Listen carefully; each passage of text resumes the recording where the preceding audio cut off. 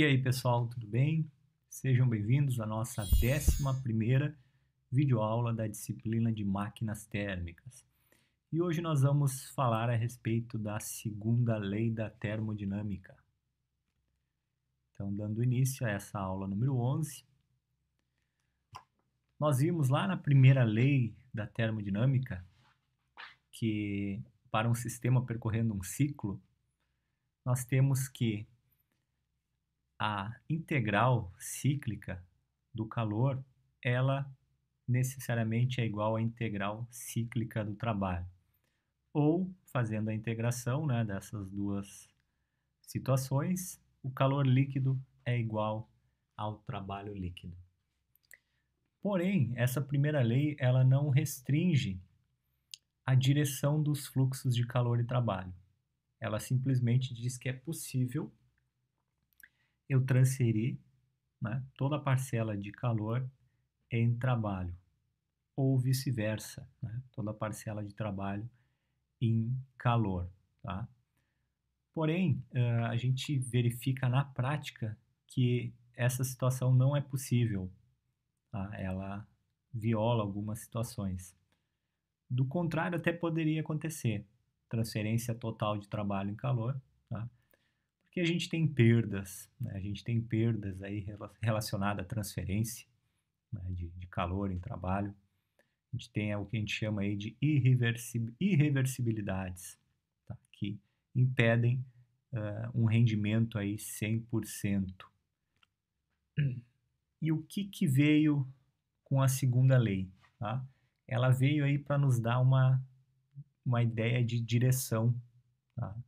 Ela diz que os processos eles ocorrem em uma determinada direção e não apenas em qualquer direção. Daí a gente tem nossos processos físicos que na natureza eles prosseguem sempre em direção a um equilíbrio, tá? Espontaneamente. Tá? A ideia, por exemplo, da água da cachoeira, né? A água lá do topo, ela caindo, tá? Ela cai espontaneamente, né? A gente tem aí uma força gravitacional, tá? Que impede que ocorra o contrário, né? Do que está lá embaixo de água, né? Lá da lagoa ou do rio, voltar lá no topo da cachoeira. Tá? Isso não ocorre espontaneamente. Tá? Os gases também, eles vão sempre se expandir, sempre de uma alta pressão para uma baixa pressão. Fluxos de calor, né, ou transferências térmicas, elas sempre vão se dar espontaneamente de uma região de elevada temperatura para uma de baixa temperatura. Tá? Não significa que a gente não possa fazer o contrário, né? Fazer com que ocorra a transferência de uma temperatura baixa para uma temperatura alta. Isso ocorre na prática. Tá? A gente tem aí os condicionadores de ar que executam esta operação. Porém, a segunda lei ela vem para dizer que é impossível fazer essa transferência não espontânea sem dispêndio de uma energia, tá?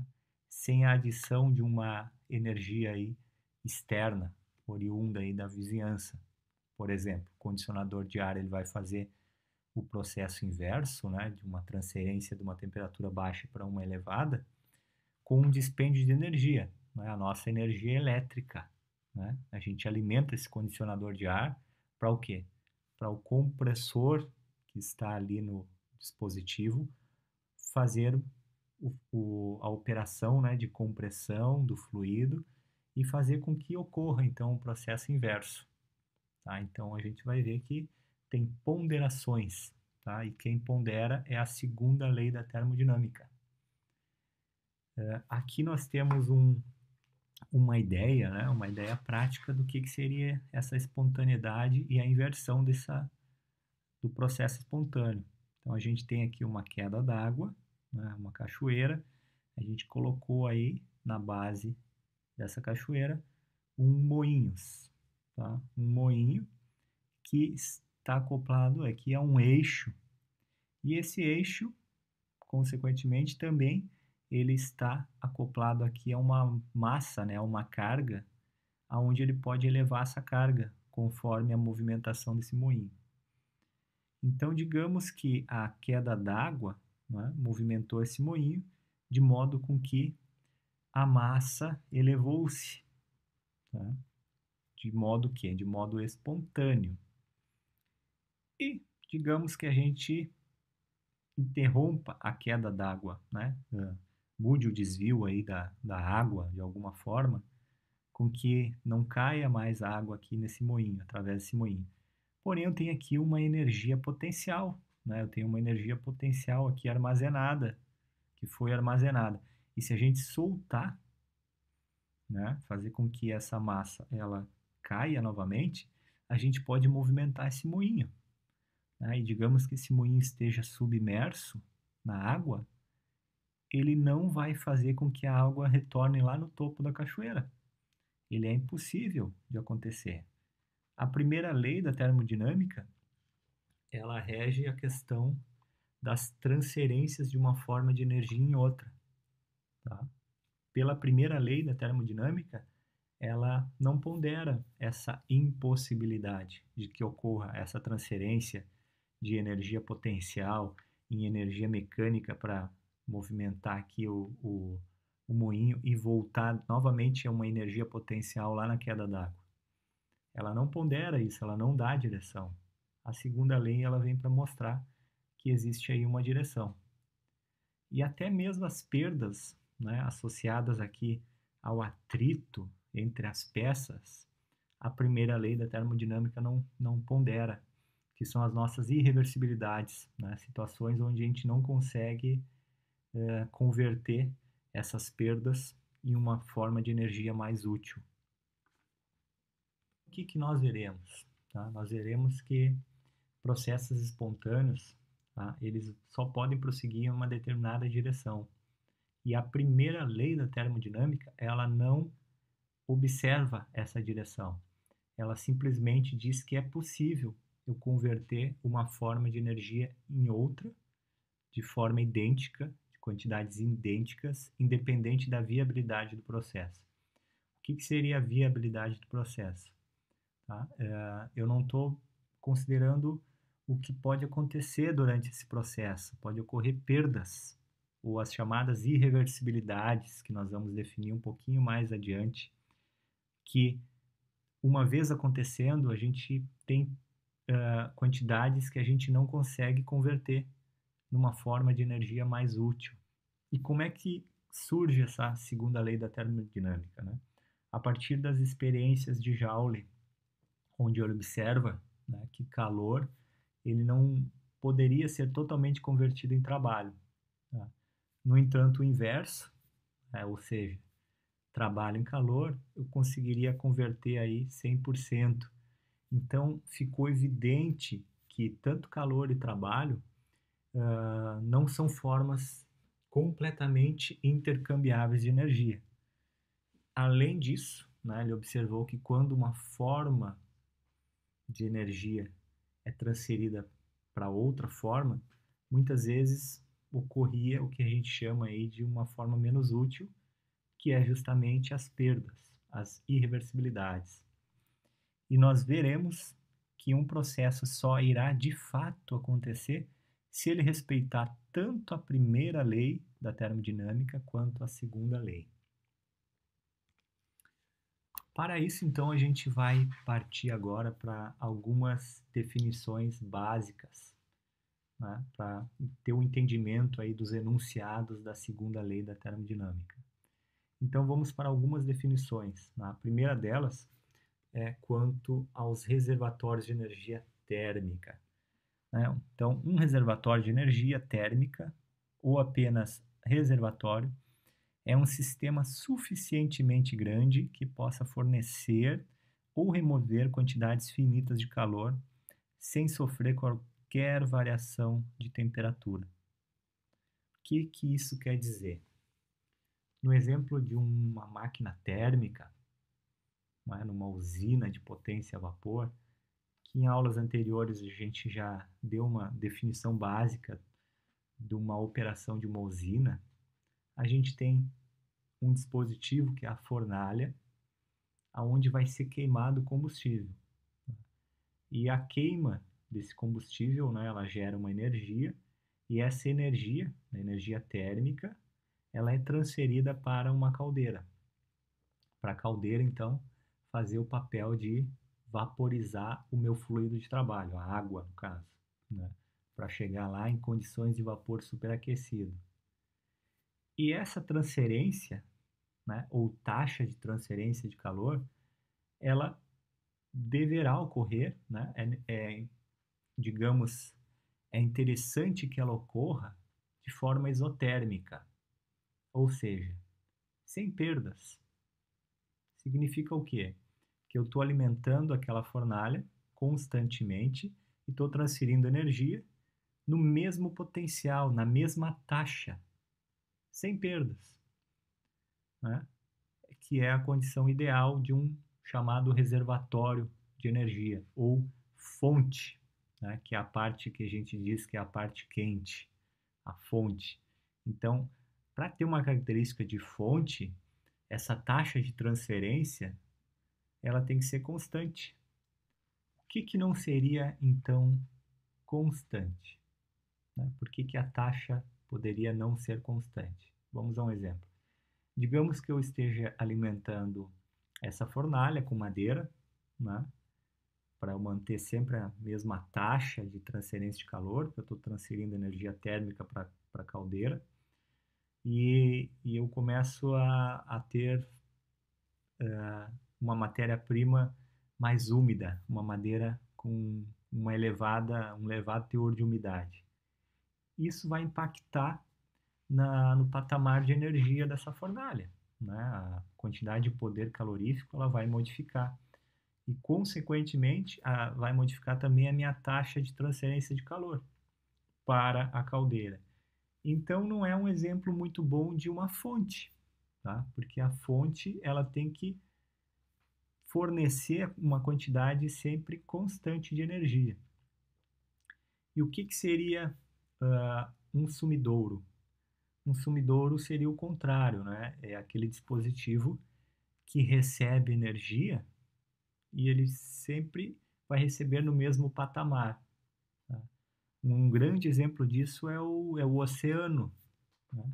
Se a gente colocar um copo de água super quente no oceano, vocês acreditam que vai variar a temperatura desse oceano? Ou mesmo se a gente jogar toneladas de água superaquecida, né, nesse oceano, vai modificar a temperatura do oceano? Não, né? Porque é um reservatório extremamente grande, tá? Então, ele vai ter a condição de absorver essa energia sem variar sua temperatura, ou seja, de forma isotérmica. Por quê? Se, digamos que o meu sumidouro esteja com algum problema, seja um reservatório de água fria pequena, tá? E eu começo a receber energia, esse sumidouro começa a receber energia, e com o passar do tempo a temperatura desse sumidouro começa a aumentar, aquela taxa de transferência de calor para o sumidouro ela começa a variar. Tá? Por quê? Porque a diferença das temperaturas do meu sistema com o meu reservatório frio, né, o sumidouro, ela começa a variar, ela começa a diminuir, porque está começando a chegar a um equilíbrio. Então essa, novamente, não é a característica de um sumidouro. Tá? O sumidouro ele mantém as condições isotérmicas de temperatura. Independente de quanto de calor que ele recebe, ele não varia a sua temperatura. Então, esses são dois exemplos de reservatório: o reservatório quente, ou fonte, e o reservatório frio, ou sumidouro. A outra definição nós já vimos em aulas anteriores, que se refere ao ciclo termodinâmico. Então, agora, todas as operações que a gente vai ver daqui para frente, todas elas operam em um ciclo termodinâmico. E o ciclo é aquela situação onde as condições finais e iniciais elas são iguais. Por exemplo, se eu partir de uma pressão inicial, a pressão final ela vai ter que voltar na mesma situação inicial. Da mesma forma, a temperatura, energia interna, volume específico, entre outras, entalpia, entropia, que nós precisamos ainda definir, todas elas voltam ao patamar inicial, para ser considerado aí um ciclo. Máquinas térmicas. Tá? O que seria uma definição aí para uma máquina térmica? Né?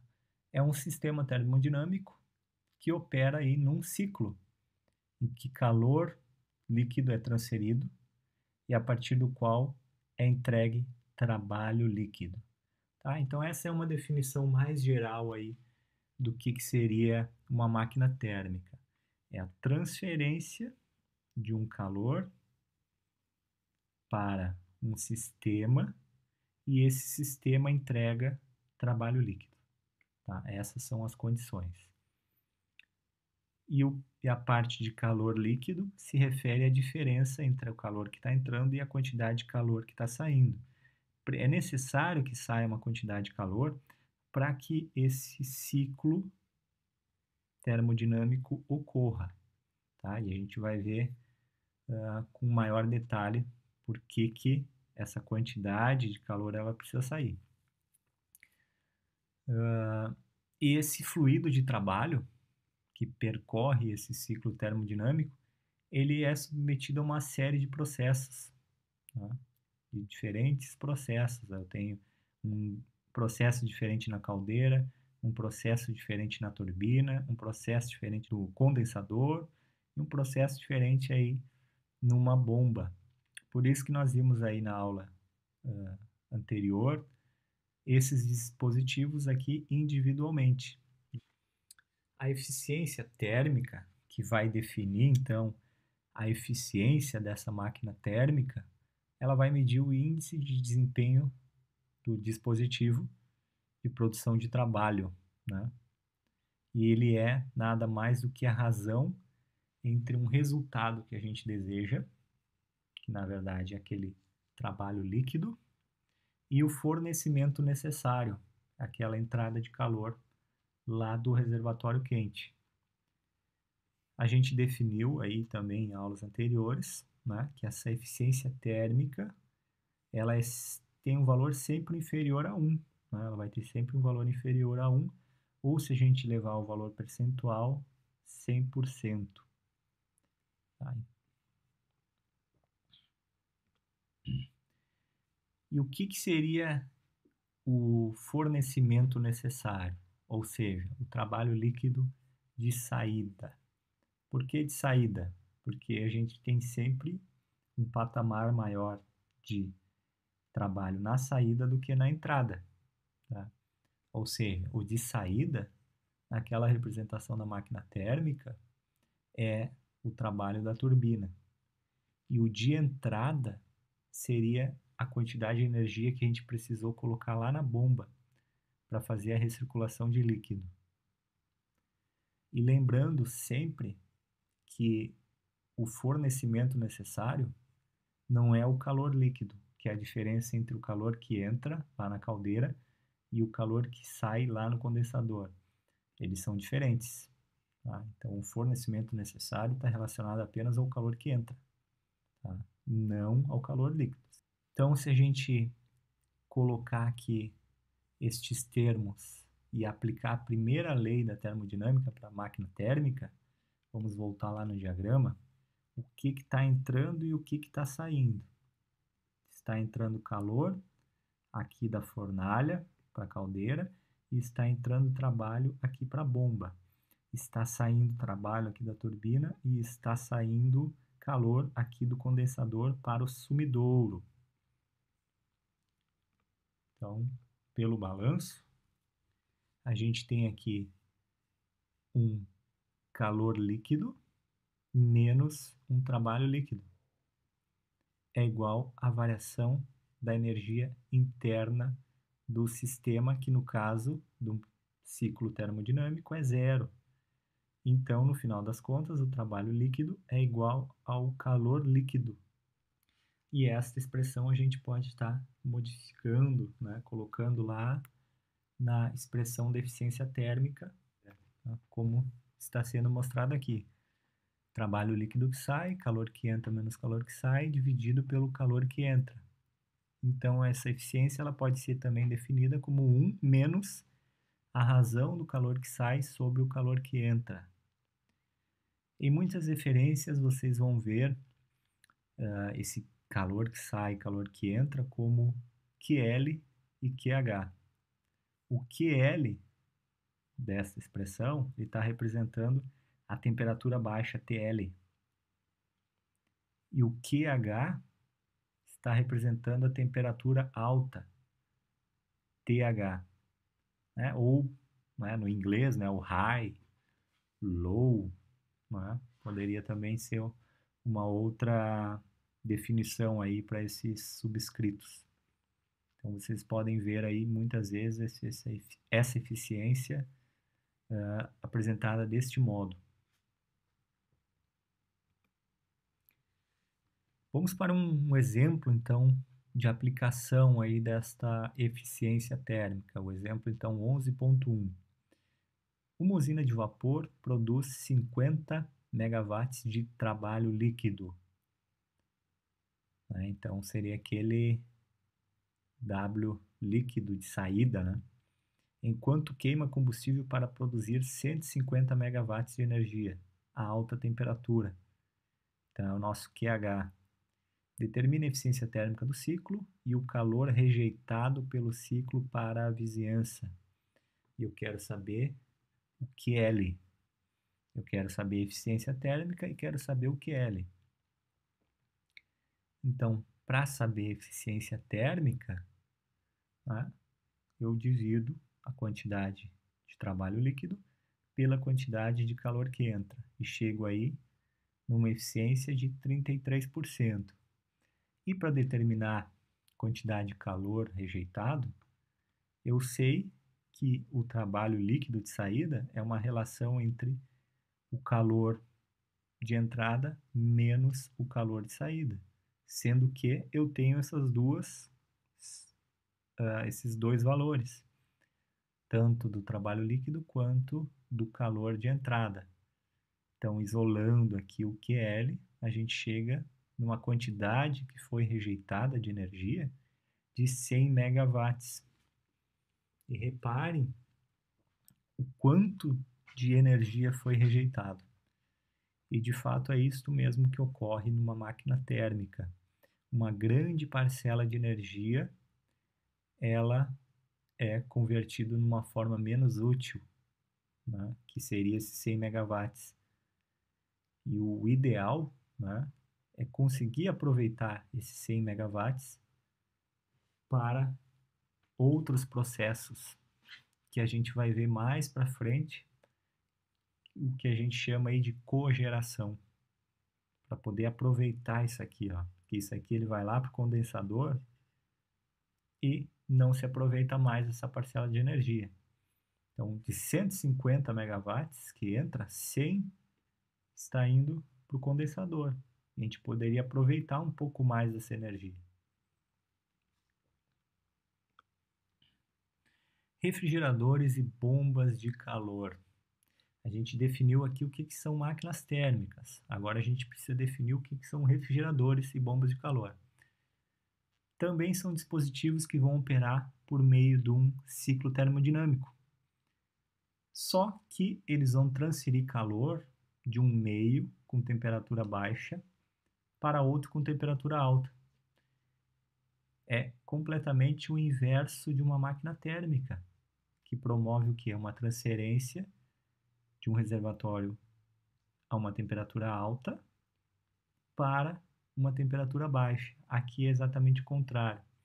Só que para conseguir essa situação de não espontaneidade, né, a inversão aí da direção espontânea, a gente precisa receber energia por meio de uma fonte externa, né, lá da vizinhança.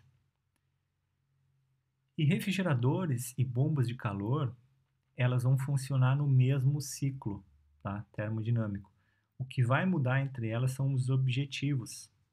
O objetivo do refrigerador vai ser sempre manter um espaço refrigerado, né? Manter sempre a uma temperatura baixa. Então, ela vai estar sempre removendo o calor desse espaço. E enquanto a bomba de calor, ela quer manter um espaço aquecido, né? Manter sempre uma temperatura mais alta no espaço onde ela está aquecendo. Para máquinas térmicas, a gente definiu a eficiência térmica. Para refrigeradores e bombas de calor, a gente vai definir aí o que a gente chama de coeficiente de performance, ou COP, que vai medir o quê? Ele vai medir o índice de desempenho de uma bomba de calor ou de um refrigerador. E diferente da relação da eficiência térmica, o COP ele vai ter sempre valor superior a 1. E o desejável é que ele tenha um COP tão grande quanto possível. Tá? Então essa é uma das grandes diferenças aí entre a eficiência térmica e o coeficiente de performance.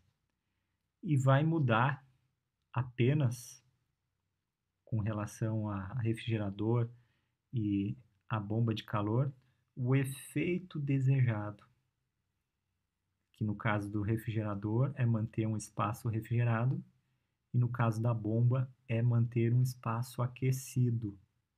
Então eu vou querer em uma situação o QH, que é o Q, o calor, né, de aquecimento, e em outra situação o QL, que é o calor de resfriamento, sendo a entrada a mesma, né, a entrada necessária é a mesma, lá de uma fonte externa, ou seja, um trabalho lá para o compressor. Como é que seria então o funcionamento aí de um refrigerador?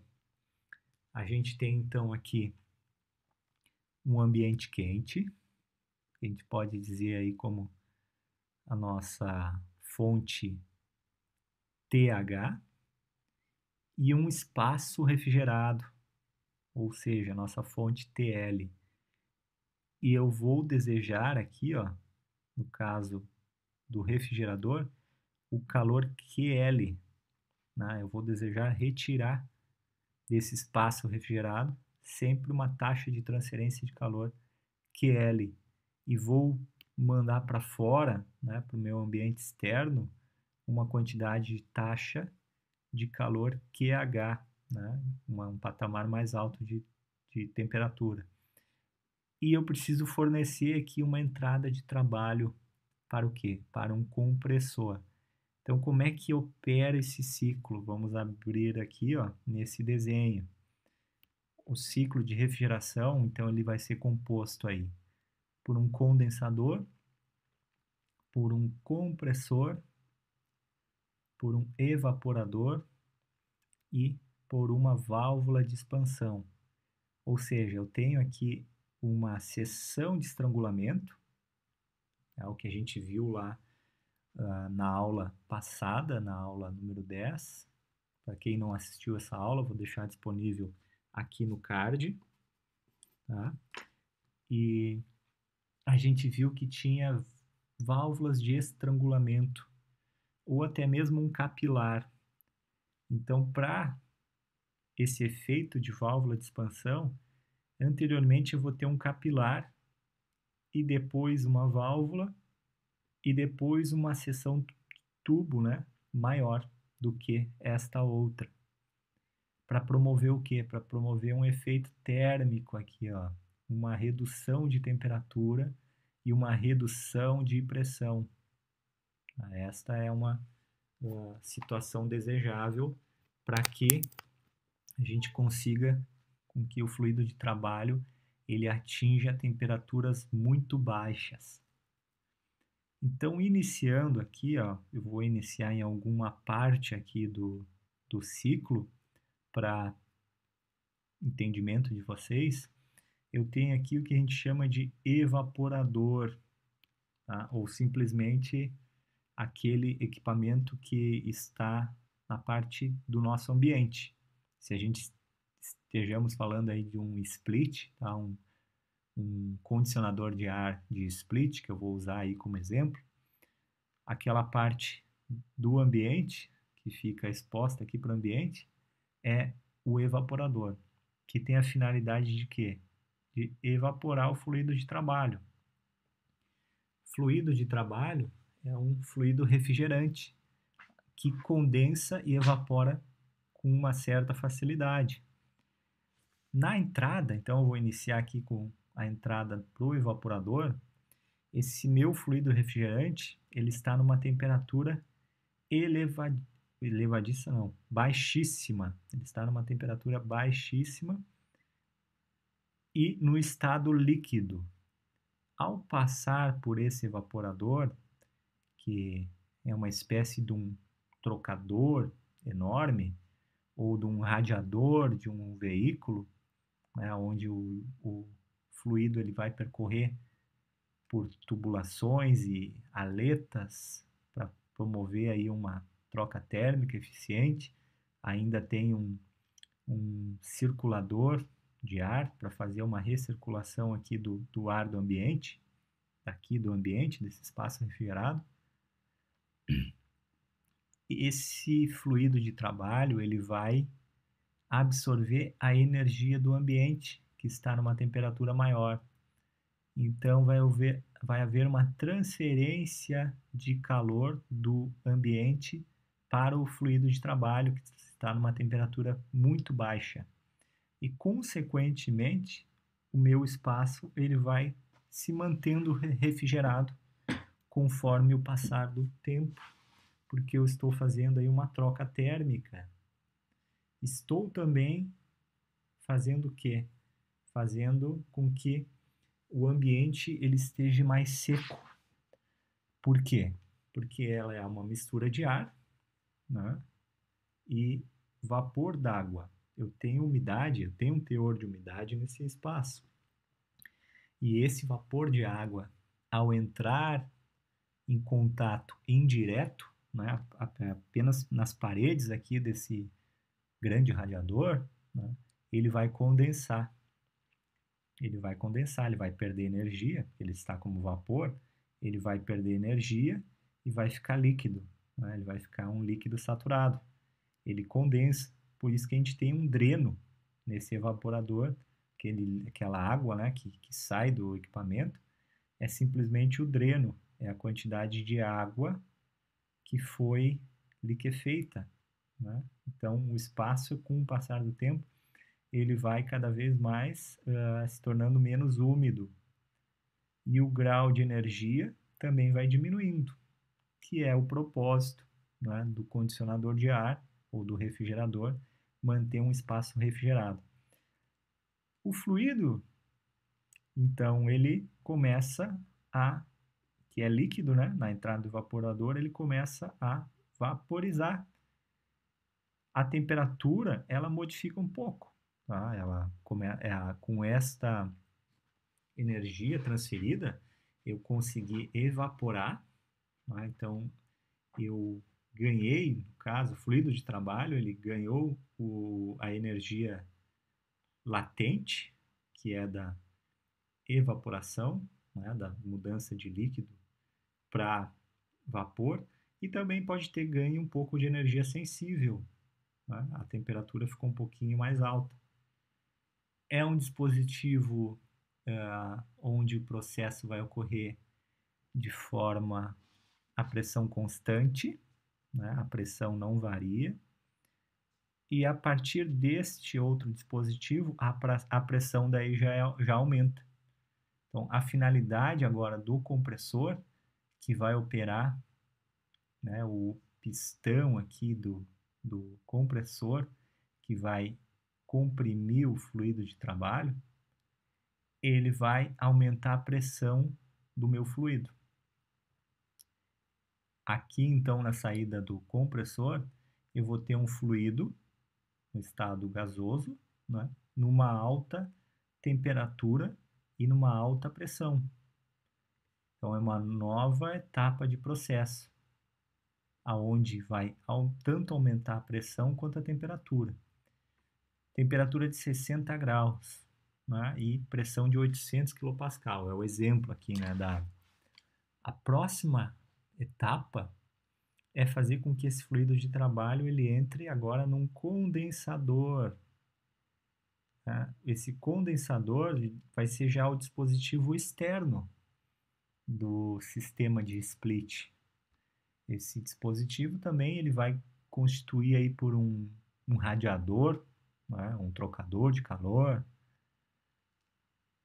com que faça com que o fluido ele percorra por esse trocador de calor, com aletas, com ventilador também forçado, para o quê? Para esse fluido perder uma parcela de energia. Ele ganhou muita energia aqui, ele ganhou uma energia térmica muito grande, né? Uma energia interna. E eu preciso perder um pouco dessa energia. E também eu preciso fazer com que novamente ele mude de fase, ele condense o meu fluido.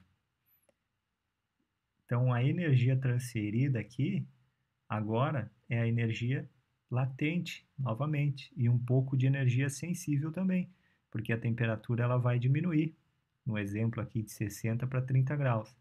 Porém, novamente é um processo a pressão constante. A pressão não vai se modificar. Na saída aqui do condensador, então eu tenho meu fluido como líquido, pode ser que ele tenha ainda parcela de vapor, tá?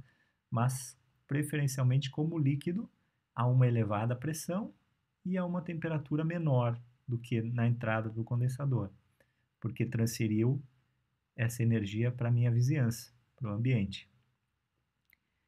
E ao passar, né, por esta válvula de expansão, eu percorri aqui por um capilar, fazendo aí um estrangulamento. Ao passar por esta válvula de expansão, a pressão caiu significativamente. Caindo a pressão significativamente, eu diminuo a temperatura, eu diminuo o patamar energético, né, o conhecido efeito Joule-Thomson. Tá? Ocorre o quê? Um flash, um efeito flash, aí falando um pouco mais de engenharia, né? Eu estou promovendo uma expansão e a expansão ela ocorre com uma diminuição de temperatura. E eu posso vaporizar uma parcela e ainda posso ter uma parcela líquida. Então aqui eu posso ter uma mistura de líquido e vapor. E volto novamente ao estado onde a gente iniciou, né? O início do evaporador, fechando então o ciclo. O ciclo de refrigeração, então, opera deste modo. E o que a gente deseja, então, como coeficiente de performance para esse sistema de refrigeração? O calor QL, né, que seja retirado aqui do meu espaço que eu quero refrigerar. Por meio do quê? Qual é o fornecimento necessário? Um trabalho líquido aqui no sistema de compressão. Aplicando então agora a primeira lei para esse dispositivo cíclico, né, o que a gente tem entrando aqui? Ó? QL e o que temos saindo? Trabalho líquido e QH. Entrada, QL, mais trabalho e saída QH. Tudo isso com variação da energia interna zero, porque a gente está num ciclo, voltou ao estado inicial. Se a gente isolar aqui o trabalho líquido, é a relação entre o calor QH menos QL. Então a gente pode estar substituindo o coeficiente de performance, né, esse trabalho líquido, por QH menos QL, ficando aí uma nova expressão somente em função das quantidades de calor transferido. Bomba de calor. Nós vimos que a finalidade é manter um espaço aquecido a uma temperatura alta. Ela vai remover, então, calor de uma fonte a uma temperatura baixa. Por exemplo, é a situação do inverno, que a gente pode ter aí um condicionador de ar operando no modo de aquecimento. Ele vai funcionar então como uma bomba de calor. e ele vai absorver, né? Vai remover calor de uma fonte de uma temperatura baixa, tá? Que é o ambiente externo. Por quê? Apesar do ambiente externo estar a uma temperatura baixa, o meu fluido de trabalho ele está numa temperatura mais baixa ainda. E a transferência, então, vai ocorrer do ambiente externo para o meu fluido de trabalho, que está numa temperatura mais baixa ainda. E aqui, o sistema ele vai transferir o que a gente deseja agora, uma quantidade de calor, para um espaço que a gente queira aquecer. O que muda, então, do sistema de refrigeração para a bomba de calor é simplesmente o efeito desejado. A gente deseja o calor QH, tendo que o mesmo fornecimento de trabalho. O ciclo termodinâmico, então, vai operar de um modo semelhante. O que vai mudar vão ser as finalidades. O que a gente deseja é o QH, e a entrada que a gente definiu ali como sendo QH menos QL é o nosso coeficiente de performance da bomba de calor, ou muitas vezes definida aí como um gama, tá? Como COP da bomba de calor.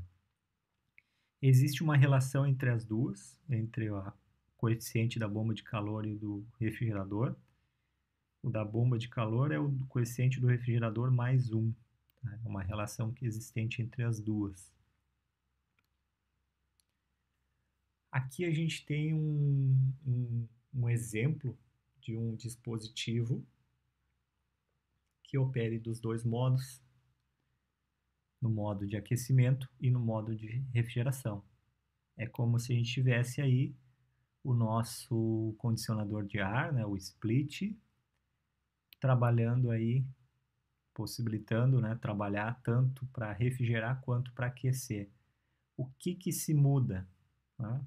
Uma válvula de inversão, ela inverte o sentido, né, do trabalho aí do fluido. No modo de aquecimento, a gente tem o quê?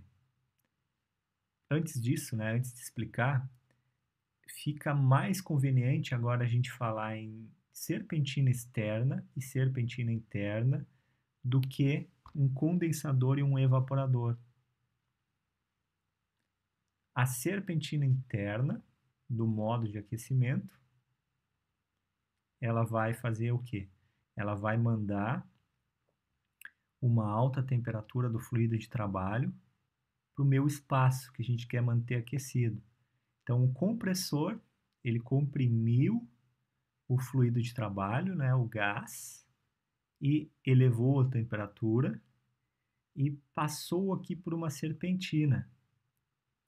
Passando por essa serpentina, eu transferi esse calor para o meu ambiente externo.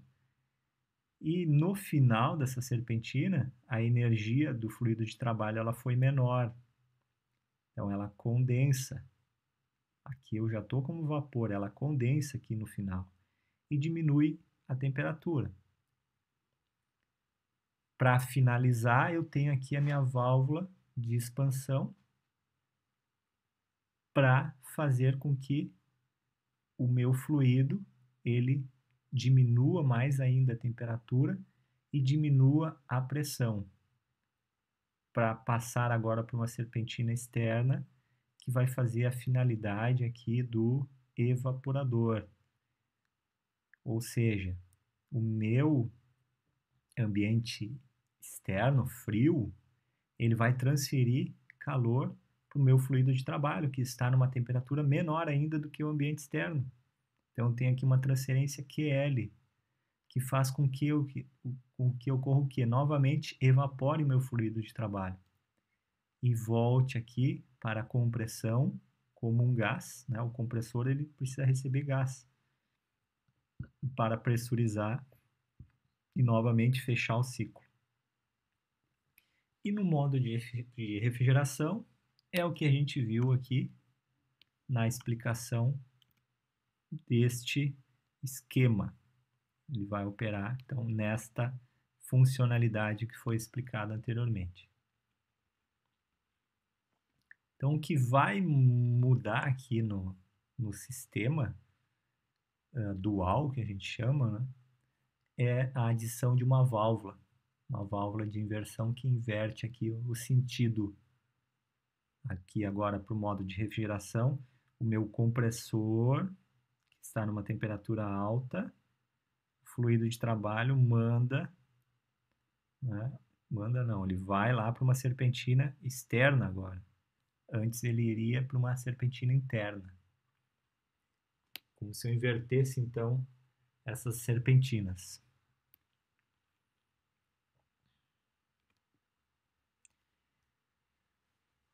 Conhecendo, então, o modo de operação de uma máquina térmica, de uma bomba de calor e de um refrigerador, a gente consegue agora estabelecer os enunciados da segunda lei da termodinâmica.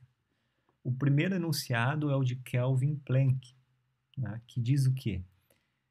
A partir lá das observações do funcionamento de uma máquina térmica, ele diz que é impossível para qualquer dispositivo que opera em um ciclo receber calor de um único reservatório e produzir uma quantidade líquida de trabalho. Lá na máquina térmica, então nós vimos que a gente tinha um reservatório de energia transferindo um calor QH para o ciclo termodinâmico e convertendo em uma parcela de trabalho e também uma transferência para um reservatório frio. O que diz a segunda lei? Que é impossível realizar isso, ou seja, uma conversão 100% de calor em 100% de trabalho, sem dispêndio de calor aqui, ó, calor zero para o consumidor. Ele diz que é impossível de realizar isso. E a gente vai ver que é impossível mesmo, senão a gente não consegue fazer aqui com que o meu fluido ele diminua a energia para se tornar líquido e entrar na bomba para fazer a recirculação e o funcionamento desse ciclo termodinâmico. Então é necessário que essa máquina térmica ela troque calor com um sumidouro a uma baixa temperatura para manter o ciclo em operação. Ou de outra forma, esse enunciado de Kelvin Planck, né, ele também pode ser expresso como: nenhuma máquina térmica pode ter uma eficiência de 100%, ou para uma usina de potência funcionar, o fluido de trabalho deve trocar calor com a fornalha, né, com o reservatório, a fonte, né, reservatório térmico de temperatura alta, e com o ambiente, com o sumidouro. Então ele simplesmente só diz que é impossível ocorrer esta situação, 100% de calor em trabalho. Senão, violaria a segunda lei da termodinâmica ou o enunciado de Kelvin Planck. Entendendo o funcionamento de um refrigerador e de uma bomba de calor, a gente consegue definir aí o enunciado de Clausius da segunda lei da termodinâmica, que diz o quê? Que é impossível construir um dispositivo que opere em um ciclo e não produza qualquer outro efeito que não seja a transferência de calor de um corpo com temperatura mais baixa para um corpo com temperatura mais alta. Em resumo, o que ela diz? Que é impossível fazer aquele processo não espontâneo, que é a transferência de calor de um espaço frio para um espaço quente, sem dispêndio de energia, né? Ou seja, trabalho líquido aqui para o compressor zero. Esse enunciado, então, diz que é impossível ocorrer essa transferência sem trabalho líquido da vizinhança para o meu sistema. E na prática a gente vê que, de fato, é impossível. Eu preciso ter uma fonte externa para fazer a inversão do que seria espontâneo.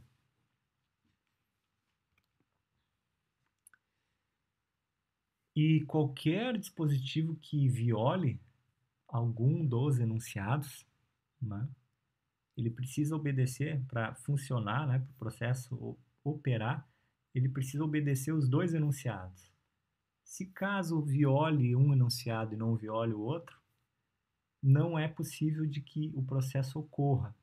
Por exemplo, eu estou aqui na situação onde eu estou violando o enunciado de Kelvin Planck e não estou violando o enunciado de Clausius. A violação do enunciado de Planck se dá do seguinte modo: uma transferência de calor QH para minha máquina térmica e uma eficiência térmica 100%. E essa eficiência eu adicionei aqui no refrigerador, porque ele precisa de uma entrada de trabalho. Repare que eu não estou violando o enunciado de Clausius ou do funcionamento de um refrigerador, mas eu estou violando o enunciado de Kelvin Planck, porque eu não estou transferindo calor, o QL, para um reservatório de baixa temperatura. E o que ocorre com o balanço? Esse refrigerador, então, ele vai receber nada mais do que um calor QH, porque o trabalho líquido é o QH. E ele transfere o calor a um reservatório de baixa temperatura para um reservatório de alta temperatura. Como que se dá o balanço? Eu tenho QL, QH e a saída de QH mais QL. E no balanço geral, eu tenho que entrada de QH e saída de QH. E entrada de QL e saída de QL.